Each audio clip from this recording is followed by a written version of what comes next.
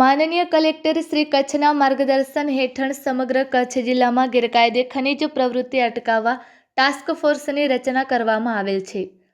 સદર task force દ્વારા ગેરકાયદે ખનિજ પ્રવૃત્તિ અંગે મળતી અવારનવાર ફરિયાદોને ગંભીરતાથી લઈ તારીખ 9 જાન્યુઆરી 2026ના રોજ ફરિયાદીશ્રીની બાતમીના આધારે ખાનગી વાહનથી ભુજ તાલુકાના મોજે સુમરાસર સીમ વિસ્તાર ખાતે આકસ્મિક તપાસ હાથ ધરવામાં આવેલ,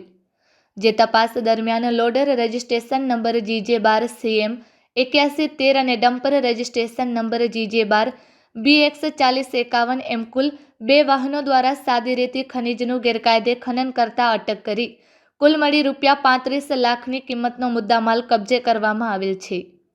તથા સદરહુ વાહનોને સીઝ કરી સરકારી ગોદામ ભુજ ખાતે કસ્ટડીમાં સોંપવામાં આવેલ છે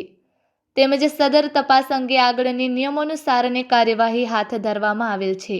વધુમાં વી કોન્ક્રીટ સિરાચા ખાતે તપાસ હાથ ધરવામાં આવેલ।